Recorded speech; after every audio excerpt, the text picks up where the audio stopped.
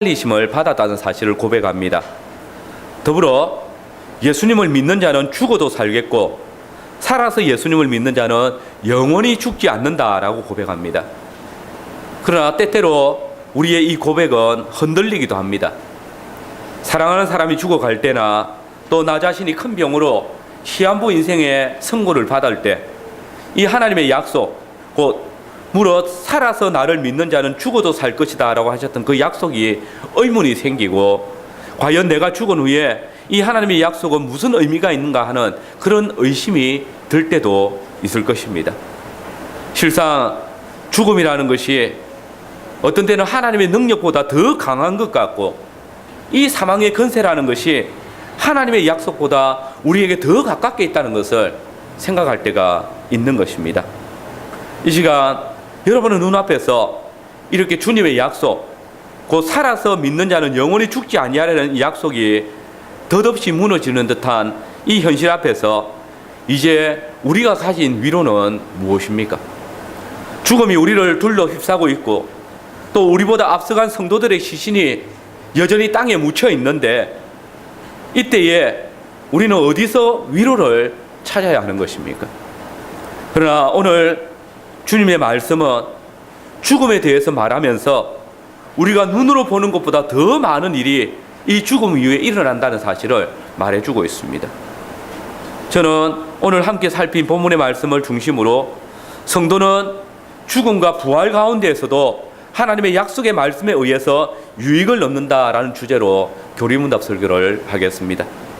우리는 먼저 성도가 죽을 때에 얻는 유익이 무엇인지 생각해야 합니다.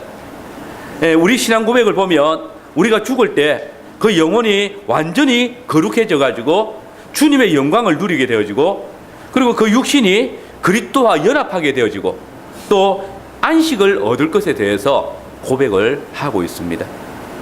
즉 먼저 그리스도 안에 죽은 성도는 그 영혼이 완전히 거룩해져서 주님의 영광에 나아가게 된다라고 우리에게 가르칩니다. 우리는 예수님께서 우리 죄를 위해서 십자가에 못 박히실 때에 그분의 좌우편에 두 강도가 함께 못 박혔던 사실을 잘 알고 있습니다. 그들은 예수님과는 달리 분명 자신들의 죄로 인해서 십자가에 못 박혀 죽게 되었습니다. 이 둘은 십자가에 못 박혀 죽어야 할 만큼 큰 죄인이었습니다. 그때 십자가 아래에 있던 사람들이 예수님께 네가 만일 유대인의 왕이어든 너를 구원하라고 조롱했습니다. 그리고 그때 그 말을 들은 강도 중에 한 명도 역시 예수님을 비방하면서 네가 그리스도가 아니냐, 너와 우리를 구원하라고 그렇게 채권했습니다. 사실 이 유대인들의 말이나 강도의 말은 예수님을 조롱하는 것이었습니다. 다른 무리들과 함께 예수님을 비방하며 욕함으로써 예수님을 십자가에 못 박는데 이 한편 강도는 참여하고 있었던 것입니다. 근데 그때 이 강도 중에 다른 한 명은 전혀 달랐습니다. 그는 예수님을 욕한 다른 강도를 꾸짖으면서 이렇게 말했습니다. 네가 동일한 정죄를 받고서도 하나님을 두려워하지 않느냐? 우리는 행한 일에 상당한 보응을 받는 것이니 이에 당연하거지만 이 사람의 행한 것은 옳지 않은 것이 없느니라 라고 했습니다. 그리고는 자신의 지난 죄를 깨달아서 예수여 당신의 나라에 임하실 때에 나를 생각하소서라고 간구했습니다. 그는 예수님께서 죄 없이 죽으시는 분이라는 것을 알았습니다. 그는 예수님의 죽음을 이기시고 영광의 나라에 들어가실 분임을 고백했습니다. 그는 예수님께서 자기 죄로 인해서 죽을 자기 영혼도 주님의 나라에 들어가게 하실 수 있다는 사실을 고백했습니다. 당신의 나라에 임하실 때에 나를 생각하소서. 그는 자신의 죽음이 얼마 남지 않은 그 순간 자신과 함께 십자가에 못 박히신 그 예수님이 세상의 구주이심을 진심으로 믿었던 것입니다. 그리고 그때 예수님께서 놀라운 선포를 하십니다. 누가복음 24장 41절의 말씀을 보시면 예수께서 이르시되 내가 진실로 내게 이르노니 오늘 너가 나와 함께 낙원에 이르리라 하시니라. 즉 예수님의 이 말씀은 엄청난 내용을 담고 있습니다. 예수님께서는 이 강도가 죽은 후에 아주 먼 미래에 어느 시점에 예수님께서 하늘에 오르셔서 다시 강림하실 그때 너가 나와 함께 낙원에 있을 것이라 말씀하지 않았습니다. 오늘 즉 그 강도가 죽는 바로 그날에 예수님과 함께 낙원에 있을 것이다 라고 말씀하십니다. 여러분 놀랍지 않습니까? 이 사람은 지난날 엄청난 죄를 범하였습니다. 하나님의 저주를 받아서 나무에 달려 죽게 된 자입니다. 만약 하나님께서 우리의 구원에 우리의 노력이나 선행을 요구하신다면 그는 영락없이 지옥불에 떨어질 죄인 강도였습니다. 그런데 예수님께서는 죽음의 직전에서 회개하는 이 죄인에게 죄의 형벌로 죽어가는 그 십자가 위에서 예수님께서는 영광의 나라에 속한 분임을 고백할 때에 예수님, 당신은 죄로 인해서 죽을 나의 영혼도 능히 당신의 나라에 들어가게 하실 수 있는 전능하신 분입니다 라고 고백할 때에 예수님께서는 오직 그 믿음을 보시고 오늘 너가 나와 함께 낙원에 있을 것이다 라고 약속해 주셨습니다. 바로 죽음 직전에까지 죄인으로서 받아야 할 형벌을 받은 자라도 그리스도 안에서 죽을 때에 그리스도께서는 너가 거룩한 하나님의 존전에 서게 될 것이다, 나와 함께 낙원에 있을 것이다 라고 선포하시는 것입니다. 여러분, 우리가 살아있을 때 하나님께 의롭다 하심을 얻고 하나님의 자녀라 칭함을 받았지만 하나님의 말씀 안에서 성령의 인도를 받아서 거룩한 백성으로 살아가지만 이 모든 것이 죽고 나면 무슨 소용이 있을까요? 과연 그렇습니까? 그러나 보십시오. 주님은 우리에게 죽음이 끝이 아니라고 분명하게 말씀하십니다. 히브리서 기자는 한 번 죽는 것은 사람에게 정한 것이요 그 후에는 심판이 있을 것이다 라고 말씀하십니다. 그래서 누가복음 16장에 흔히 부자와 나사로의 거지 나사로의 비유로 알려진 말씀에 보면 22절에 거기에는 사람이 죽었을 때에 어떤 다른 곳에 머물러 있다라고 말하지 않습니다. 거지 나사로는 죽어서 천사들에게 받들려서 아브라함의 품에 들어갔고 부자도 죽어서 장사됨에 엄부에 들어가서 고통 중에 거했다라고 기록하고 있습니다. 죽음이 끝이 아니라는 말입니다. 이 말씀은 오늘 주님께서 한편 강도에게 하신 말씀과 동일한 말씀이 아닙니까? 그분은 십자가 위에서 당신을 믿고 죄를 고백한 한편 강도에게 거지 나사로가 아브라함의 품에 있는 것 같이 너도 오늘 나와 함께 낙원에 있을 것이다 라고 선포하시는 것입니다. 그렇습니다. 그리스도를 믿는 성도 역시 죽으면 땅에 묻힙니다. 그래서 그 몸은 썩어져 버릴 것입니다. 그러나 기억하십시오. 그것이 끝이 아닙니다. 우리의 영혼은 하나님의 곁으로 갑니다. 그리스도를 믿는 성도는 죽을 때 그 영혼이 완전히 거룩하여져서 주의 영광에 들어갑니다. 먼 미래에 어떤 날에 들어가는 것이 아니라 오늘 곧 죽는 즉시 낙원에 들어갑니다. 여러분, 성도는 죽으면 그걸로 끝이 아닙니다. 우리의 육신이 땅에 묻히고 살이 썩어지는 것으로 인생의 끝이 나는 것이 아닙니다. 주님은 당신을 믿는 자가 죽을 때에 오늘 나와 함께 낙원에 있으리라 약속하십니다. 당신을 믿지 않는 자들에게는 부자가 들어간 그 영불에 있을 것이라고 말씀하십니다. 그러므로 오늘 그리스도 안에서 우리의 영혼은 죽을 때에 완전하게 거룩하게 되어져서 하나님의 영광의 나라에 들어갑니다. 더 놀라운 것은 그리스도 안에서 죽은 자들은 주의 강림하심을 볼 때에 살아남은 자들보다 먼저 부활하여서 주님을 보는 영광의 약속을 받습니다. 데살로니가 전서 4장 15절의 말씀입니다. 우리가 주의 말씀으로 이것을 너희에게 말하노니 주 강림하실 때까지 우리 살아남아 있는 자도 자는 자보다 결단코 앞서지 못하리라.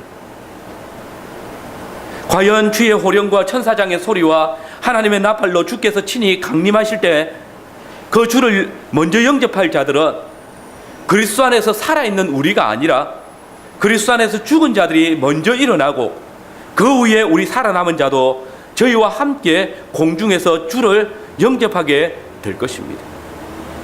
그러므로 이 진리의 영광을 알고 바울은 말하기를 이 세상을 떠나서 내가 그리스도와 함께 있는 것이 더 좋겠다라고 고백할 수 있었던 것입니다.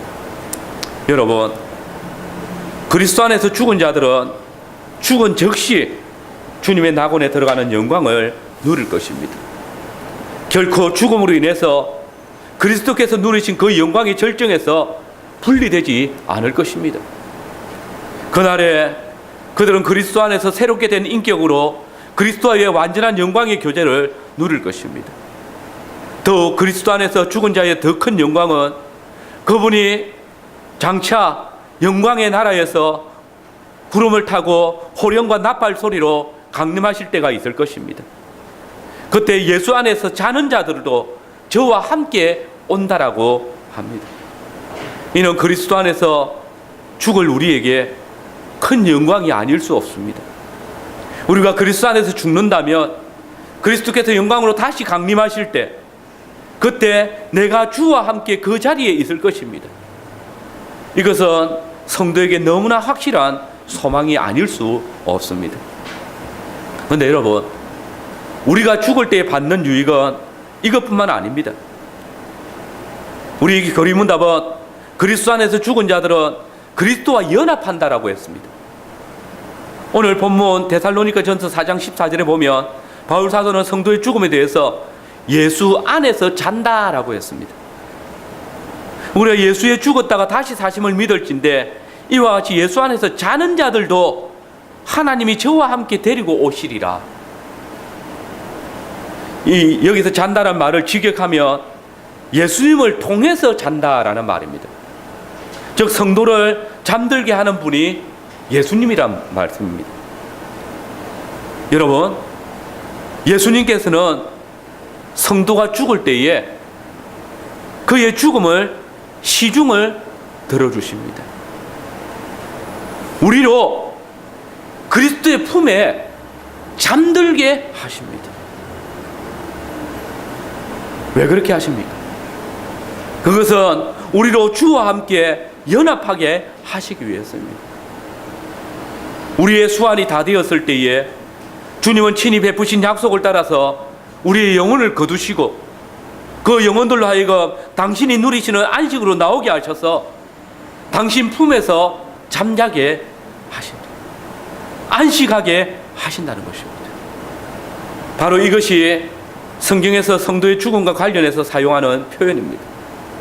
여러분, 주의 백성들은 오직 그리스도 우리 주 안에서 죽습니다. 성도는 우리 주 예수 그리스도께서 잠들게 하십니다. 그분 안에서 잠듭니다. 한편 강도가 주여 당신의 나라에 임하실 때에 나를 생각하소서라고 할 때에 주님은 너는 나와 함께 낙원에 있을 것이다 라고 하십니다. 이것이 그리스도 안에서 죽은 자들이 누리는 유익입니다. 주님은 결코 죽음 후에 우리를 홀로 내버려 두시지 않으시고 당신의 나라에서 당신과 함께 연합하며 살아가게 하십니다. 주의 낙원에서 함께 교제를 나누게 하십니다. 그리고 그 주님의 보좌 앞에서 날마다 주의 영광을 찬양하고 그들로 고난당하게 하며 피 흘리게 했던 자들에 대해서 신원하여 주십니다. 요한계시록 6장 9절에 10절의 말씀에 보면 다섯째 인을 떼실 때에 내가 보니 하나님의 말씀과 저희의 가진 증거를 인하여서 죽임을 당한 영혼들이 제단 아래에 있어 큰 소리로 불러 가로되 거룩하고 참되신 대주제여 땅에 거하는 자들을 심판하여 우리 피를 신원하여 주지 아니하시기를 어느 때까지 하시려나이까 기도합니다. 진실로 그리스도 안에서 죽은 영혼들이 육체로 썩어 없어진 것이 아니라 주님의 제단 앞에서 주님 앞에 자신들의 그 죽음 당한 것에 대하여서 신원하여 달라고 기도하고 있다는 것입니다. 성도 여러분, 성도의 죽음은 그리스도께서 우리를 더 친근히 하시는 은혜입니다. 그리스도 안에서 죽음은 언제나 주님과 함께하는 기쁨입니다. 그래서 바울 사도는 이렇게 노래했습니다. 만일 땅에 있는 우리의 장막집이 무너지면 하나님께서 지으신 집, 곧 손으로 지은 것이 아니요 하늘에 있는 영원한 집이 우리에게 있는 줄 아나니 과연 우리가 여기 있어 탄식하며 하늘로부터 오는 우리 처소로 들이기를 간절히 사모하느라. 이러므로 우리가 항상 담대하여 몸에 거할 때에는 주와 따로 거하는 줄을 아노니 이는 우리가 믿음으로 행하고 보는 것으로 하지 아니함이로다. 우리가 담대하여 원하는 바는 차라리 몸을 떠나 주와 함께 거하는 그것이라. 사랑하는 성도 여러분, 참으로 성도가 죽음을 두려워하지 않고 오히려 그 죽음 앞에서 담대할 수 있는 이유가 이것이지 않습니까? 우리가 사망의 음침한 골짜기를 다닐지라도 주의 영광을 노래할 수 있는 이유가 바로 이것이지 않습니까? 우리가 잠시 보이는 좋은 것들을 능히 벗어던지고 죽는 것도 유익함이라 찬양할 수 있는 것도 바로 이 이유 때문이 아닙니까? 결코 그리스도 안에서 죽은 자들이 그리스도와 함께 취하는 그 영광의 절정을 깨뜨릴 것은 이 세상에 아무것도 없음을 알기 때문입니다. 그러므로 사도들은 차라리 몸을 떠나 주와 함께 거하는 것이 내게 더 좋다. 내가 그리스도 안에서 죽는 것이 더 유익하다라고 고백할 수 있었던 것입니다. 그렇습니다.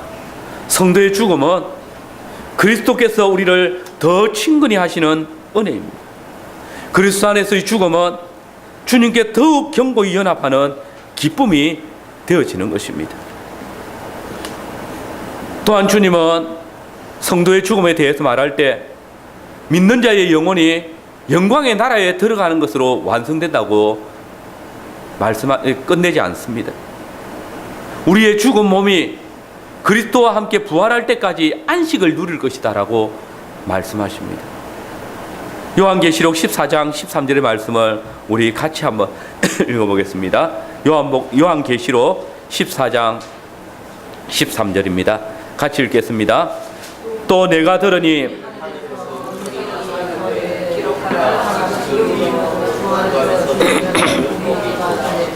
성령이 가르사대 그러하다 저희 수고를 거치고 시리니 이는 저희의 행한 일이 따름이라 하시다. 그렇습니다. 주님은 우리가 그리스도 안에서 죽었을 때에 우리의 행한 일, 곧 믿음을 모시고 당신과 함께 안식을 누릴 것을 약속하고 계시는 것입니다. 우리는 장차 이 안식이 우리에게 임할 것을 오늘 이렇게 주의 안식에 참여함을 통해서 의심하지 않습니다. 비록 지금 이 주의 날 우리가 누리는 이 안식은 여전히 위협하는 일들도 많고 또 하나님의 사랑과 그리스도를 향한 믿음을 연약하게 하는 그런 일들도 많이 생기지만 분명한 것은 그리스도 예수를 믿음으로 첫째 부활에 참여한 성도는 하나님께서 우리에게 주시는 그 안식을 어느 누구도 빼앗아갈 수 없다는 확신을 가질 수 있다는 것입니다. 내가 확신하노니 사망이나 생명이나 천사들이나 근세자들이나 현재일이나 장래일이나 능력이나 높음이나 기쁨이나 다른 아무 피조물이라도 우리를 우리 주 예수 그리스도 안에 있는 하나님의 사랑에서 끊을 수 없으리라.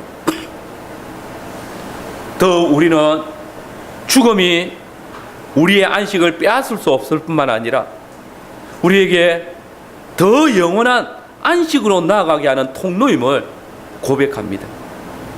요한복음 5장 28절 29절의 말씀입니다. 이를 기이 여기지 말라.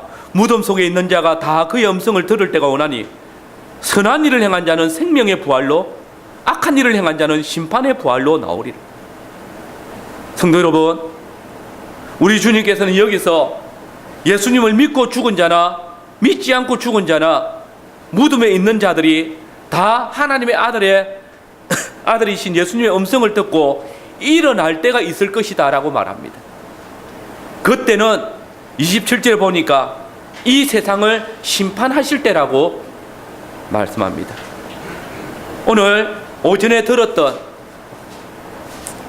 요한계시록의 말씀을 기초로 한다면 이제 예수님께서 영광 가운데 다시 오시리라, 그 재림을 이야기하는 것입니다. 예수님께서 이 땅 위에 다시 오실 때, 그때는 모든 죽은 자들이 다 살아날 것입니다. 그러면 당신을 믿고 죽은 자들이 다시 살아나는 것을 가리켜 생명의 부활이라고 하십니다. 왜냐하면 그때가 되면 이 사람들은 이제 영원만 하나님의 나라에서 예수님과 함께 사는 것이 아니라 영광스러운 부활의 몸을 가진 채로 그분의 나라에서 영원히 살게 될 것이기 때문입니다. 반대로 당신을 믿지 않고 악한 일을 하다가 죽은 사람들이 다시 살아나는 것을 가리켜서 심판의 부활이라고 말씀하십니다. 왜냐하면 그때가 되면 이 사람들은 이제 영원만 지옥에서 고통받는 것이 아니라 천하고 흉악한 몸을 가진 채 지옥에 던져져서 영원한 불심판을 받게 될 것이기 때문입니다. 그들은 그곳에서 죽고 싶어도 죽을 수 없고 영원히 뜨거운 불의 태움을 받는 그런 고통에 처하게 될 것입니다. 여러분, 이 사실이 우리에게 전가하는 바가 무엇입니까? 우리의 몸이 죽어 썩어지지만은 이것이 쓸모없는 것이 되어버린 것이 아니라 예수님께서 다시 오셔서 영광스러운 부활의 몸으로 다시 살려내셨을 때에 그때까지 땅속에서 쉬며 기다리는 것입니다. 그래서 바울은 성령님을 힘입어서 전가하기를, 주께서 강림하실 때 우리 살아남아 있는 자도 자는 자보다 결단코 앞서지 못하리라. 주께서 호령과 천사장의 소리와 하나님의 나팔로 친히 하늘도 쫓아 강림하시리니 그리스도 예수 안에서 죽은 자들이 먼저 일어나고 그 후에 우리 살아남은 자도 저희와 함께 구름 속에 끌어올려져 주님을 영접할 것이라고 하였던 것입니다. 성도 여러분, 우리가 그리스도 안에서 죽을 때 누리는 유익이 무엇입니까? 우리의 영혼은 곧바로 완전히 거룩하게 되어져서 영광스러운 하나님의 나라에서 예수님과 함께 안식을 누리게 될 것입니다. 그리고 우리의 몸은 예수님의 재림 때까지 쉼을 누리고 기다리다가 그분이 다시 오시는 그날에 영광스러운 부활의 몸으로 변화되어져서 하나님의 나라에서 영원히 예수님과 함께 거하게 될 것입니다. 이 놀라운 약속 앞에 주님의 선물인 믿음을 굳게 잡고 죽음을 두려워하지 않으며 오직 주의 나라와 주의 영광을 위해서 힘써 살아가는 성도들이 되시길 바랍니다. 두 번째로, 성도가 부활할 때 누리는 유익이 무엇입니까? 우리 교리문답 37문답은 우리의 죽은 몸이 그리스도와 연합하여 부활할 때까지 무덤에서 쉬게 된다라고 답합니다. 이 사실은 성도가 죽은 후에 우리의 영혼이 주의 나라에서 영광을 누릴 뿐 아니라 더 우리 죽은 몸도 부활하게 될 것을 약속하고 있는 믿음의 도리입니다. 자, 그런데 여러분, 우리는 그리스도 안에 있는 자들이 두 번의 부활에 참여한다는 사실을 알고 있습니다. 우리 함께 요한복음 5장 24절 25절을 같이 읽겠습니다. 같이 읽겠습니다. 내가 진실로 진실로 너희에게 이르노니 내 말을 듣고 또 나 보내신 이를 믿는 자는 영생을 얻었고 심판에 이르지 아니하나니 사망에서 옮겼느니라. 진실로 진실로 너희에게 이르노니 죽은 자들이 하나님의 아들의 음성을 들을 때가 오나니 곧 이때라. 듣는 자는 살아나리라. 즉, 이 본문의 부활은 첫째 부활, 곧 영혼의 부활입니다. 이 첫째 부활은 모든 자들이 아니라 오직 주의 말씀을 듣고 믿는 자가 살아납니다. 우리의 죽은 영혼이 생명의 말씀을 듣고 믿을 때 사망에서 생명으로 옮겨진 것을 첫째 부활이라고 합니다. 죽은 자들이 하나님의 아들의 음성을 들을 때가 오나니 곧 이때라. 듣는 자는 살아나리라. 그런데 이제 웨스트민스터 소교리 문답 38문답의 부활은 첫째 부활, 곧 영혼의 부활이 아닌 둘째 부활, 곧 몸의 부활만을 말하고 있습니다. 38문답의 답을 보시면 부활할 때의 신자들은 영광 중에 들림을 받고 심판날에 공개적으로 인정을 받으며 무죄 선고를 받고 영원토록 하나님의 충만하신 즐거움에서 완전한 축복을 누린다라고 그렇게 말합니다. 이 고백은 둘째 부활이 말하는 아까 읽었던 데살로니가 전서 4장과 또 요한복음 5장 28절 29절의 내용을 말합니다. 여러분, 아까 읽었던 요한복음 5장 28절 29절을 다시 한번 읽어봅시다. 같이 읽겠습니다. 이를 기이 여기지 말 무덤 속에 있는 자가 다 그의 음성을 들을 때가 오나니 선한 일을 행한 자는 생명의 부활로 악한 일을 행한 자는 심판의 부활로 나오리라. 즉 이 부활은 앞에 주의 말씀을 듣고 믿는 자만 살아나는 부활이 아니라 주의 말씀을 들은 자라면 믿는 자나 믿지 않는 자의 차별이 없이 다 일어날 것에 대해서 말합니다. 이것을 우리는 두 번째 부활이라고 말합니다. 몸의 부활이라고 읽었습니다. 이 부활은 데살로니가 전서 4장 15절의 말씀처럼 주 강림하실 때 일어날 일입니다. 부활 승천하신 예수님께서 온 세상을 심판하시기 위해서 다시 이 땅 위에 영광 중에 강림하실 것입니다. 그때 무덤 속에 있는 모든 자들이 부활합니다. 이 부활에는 믿는 자나 믿지 않는 자나 구분이 없습니다. 그리고 그 부활에 참여해서 선한 일을 행한 자는 생명의 부활로, 악한 일을 행한 자는 심판의 부활로 나오게 될 것입니다.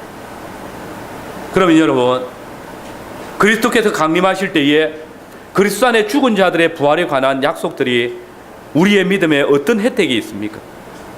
오늘 우리의 교리문답은 이 몸의 부활을 통해서 우리가 그리스도께 얻는 유익을 우리가 영광 중에 들림을 받고 또 심판날에 공개적으로 인정을 받으며 또 영원히 하나님의 즐거움 안에서 축복을 누리게 될 것이다 라고 말합니다.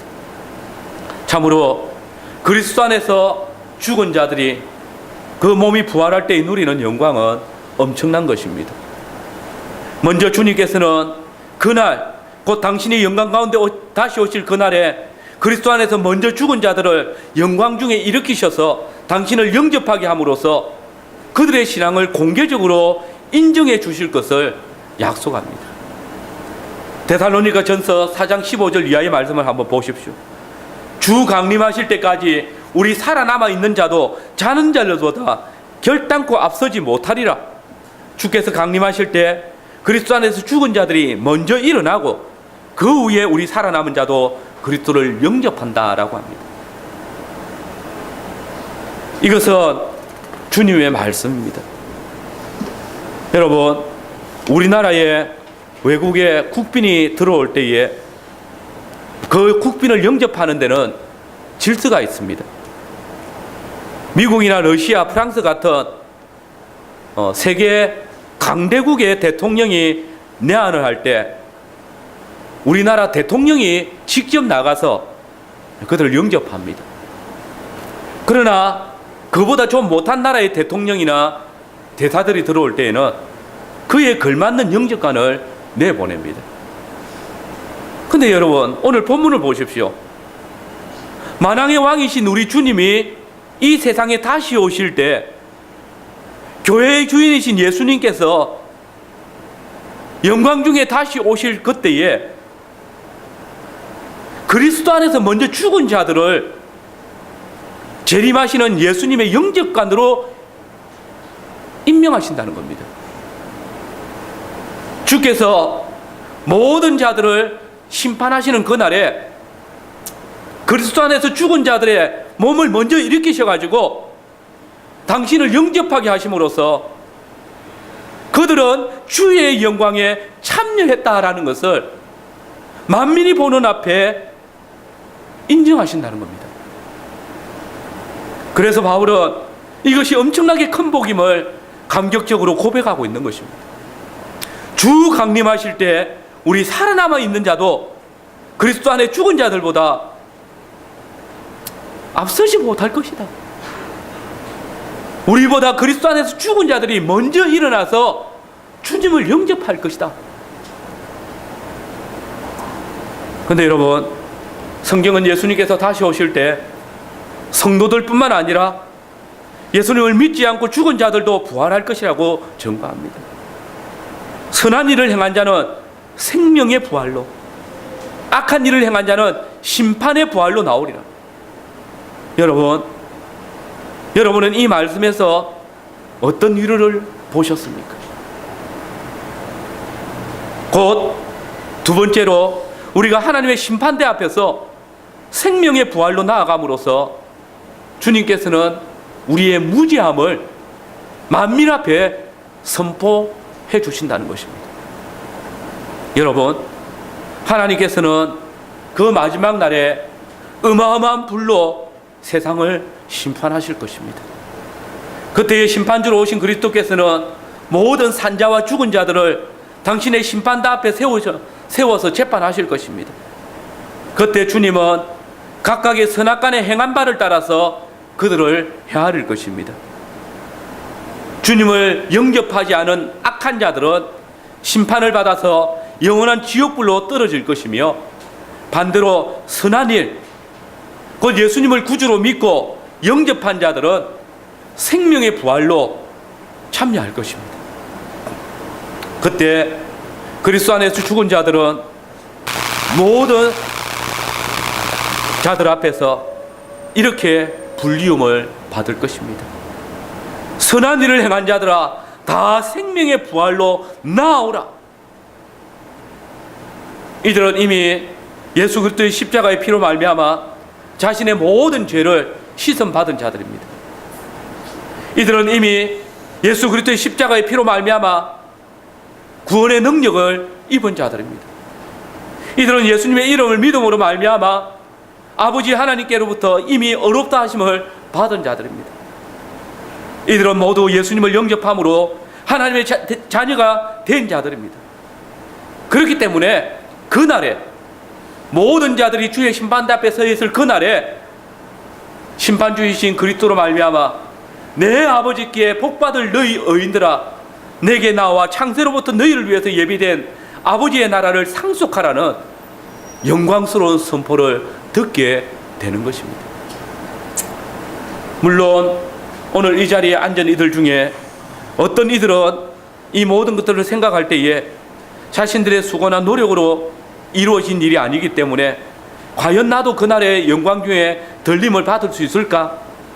하나님 앞에서 어렵다 인정함을 받을 수 있을까? 선한 일을 행한 자라고 불림을 받고 아버지의 나라의 상속자라는 영광을 누릴 수 있을까 불안해하고 의심할 자들도 있을지 모르겠습니다. 그러나 여러분의 지식이나 여러분의 수고나 여러분의 의를 의지하지 마십시오.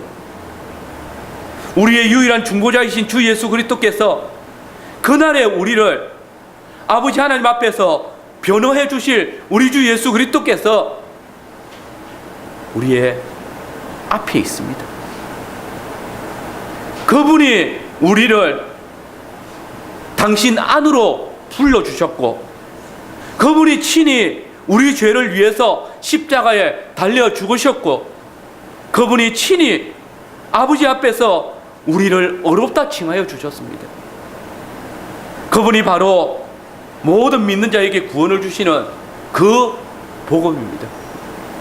그러므로 우리가 의지하려고 하는 우리의 의나 노력보다 도리어 우리에게 주님께서 이루신 것이 있기에 더 우리의 구원을 확신할 수 있는 것입니다. 성도 여러분, 한 번 죽는 것은 사람에게 정한 것이고 그 후에는 심판이 있을 것입니다. 선한 일을 행한 자는 생명의 부활로, 악한 일을 행한 자는 심판의 부활로 서게 될 것입니다. 그때 주님은 그 심판대 앞에서 그리스도를 믿는 믿음 안에서 죽은 자들을 보시면서 내가 너를 밝히 안다 말씀하시며 우리를 영접하시고 생명의 부활로 인도하실 것입니다. 그때 주님이 모든 죄인들 앞에서 우리를 반가이 맞으시면서 아버지 하나님 앞에서 우리의 무죄를 보증하시며 내가 저를 압니다. 저가 나로 인해서 어렵다 칭함을 받았습니다. 저는 당신의 나라를 상속받을 당신의 자녀입니다라고 선언해 주실 것입니다. 진실로 이 부활의 영광은 오직 그리스도 안에 죽은 자들만이 누리는 영광인 것입니다. 이뿐 아닙니다. 주님께서는 그리스도 안에서 죽은 자들이 부활할 때에 또 다른 유익이 있음을 알게 하십니다. 그것은 완전히 복을 받아서 영원히 하나님을 흡족하고 충분하게 즐거워하는 것입니다. 여러분, 성도에게 있어서 가장 큰 복이 무엇일까요? 여러분들의 복은 무엇입니까? 바울 사도는 빌립보 교회 편지할 때에 내게 사는 것이 그리스도니 죽는 것도 유익하다라고 말하면서 내가 사는 것과 죽는 것 그 두 사이에 끼었으니 떠나서 그리스도와 함께 있을 욕망을 가진 이것이 더욱 좋으나 그러나 내가 육신에 거하는 것이 너희를 위해서 더 유익하다라고 고백합니다. 바울은 자신이 지금이라도 죽어서 그리스도와 함께 있는 것이 가장 큰 복이라고 고백한 것입니다. 그렇습니다. 여러분, 성도에게 있어서 가장 큰 복은 우리 주 예수 그리스도와 함께 있는 것입니다. 물론 우리는 살아서 항상 주와 함께 동행하며 삶을 살 것입니다. 아니, 주와 함께 살기를 힘쓸 것입니다. 그러나 사실 우리의 육신의 생명은 자주 하나님과 함께하는 그 동행하는 삶에 실패합니다. 연약한 우리의 인생은 이 세상을 살아가는 동안에 자주 넘어지고 실패하고 때때로 성령님을 건식해 할 만큼 큰 죄악에 빠지기도 하며 주님을 떠나서 살아갈 때도 적지 않습니다. 그러나 바울은 말합니다. 우리가 죽어 그 죽은 몸이 부활할 때에는 공중에서 주를 영접하고 그때부터 항상 영원히 주와 함께 있으리라. 그때는 결코 주님을 떠나지 아니할 것이라 말합니다. 도리어 우리가 그리스도의 영광스러운 변화된 몸으로 변화될 것이라고 합니다. 빌립보서 3장 21절입니다. 그가 만물을 자기에게 복종하게 하실 수 있는 자의 역사로 우리 낮은 몸을 자기 영광의 몸의 형체와 같게 병케하시리라. 여러분, 이 말씀은 우리가 부활할 때에 주 예수 그리스도와 함께할 뿐만 아니라 우리가 그의 형상을 닮아서 주께서 누리는 모든 복된 일에 그 영광을 함께 누리게 될 것을 약속하신 것입니다. 성도 여러분, 성도에게 있어서 그리스도와 함께하는 삶보다 더 복된 삶이 무엇입니까?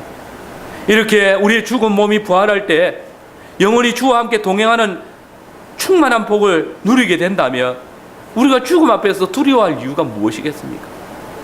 그리고 죽은 자의 부활이 주님과 함께하는 것이고 주님의 형상을 닮아가는 것이라면 이 부활은 우리로 하여금 하나님을 영원토록 즐거워하는 그 삶을 살아가는 통로인 것입니다.